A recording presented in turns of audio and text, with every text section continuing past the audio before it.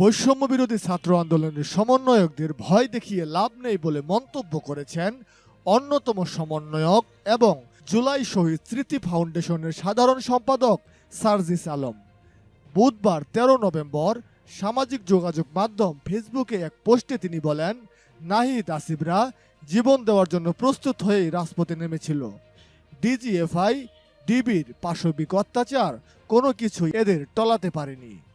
হাসনাতরা আরও ৩ মাস আগেই বলেছিল, we are open to be killed. Mahin Sarkar, Abu Baker Majumder, Rifat Rashid, Hannan মাসুদের ভয় দেখিয়ে লাভ নেই।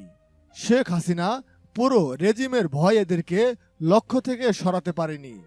ওই পোস্টে তিনি আরও লিখেন, জগন্নাথ বিশ্ববিদ্যালয়ের স্লোগান ওদের পরবর্তী করাপ্টেড সিস্টেম নিয়েছিল, সেটা বুঝেছি। সহযোদ্ধাদের মধ্যে মান অভিমান থাকতে পারে, সেটা নিয়েও সমস্যা নেই।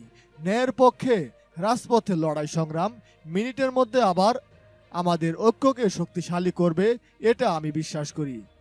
যখনই সংকট এসেছে আমরা এই সহযোদ্ধারাই কিলোমিটার পথ পাড়ি দিয়ে ছুটে এসেছে।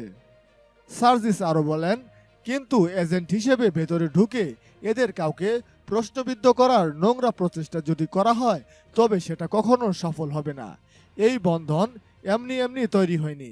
হাতে হাত রেখে রাজপথে ঘাম ঝরিয়ে রক্ত ঝরিয়ে জীবনের মায়া ত্যাগ করে একসাথে লড়াই করে এই বন্ধন তৈরি হয়েছে। সাবধান দর্শক, সার্জিস আলমের এমন মন্তব্যে আপনাদের কাছে কি মনে হয় অবশ্যই আমাদেরকে কমেন্টস করে জানাতে পারেন।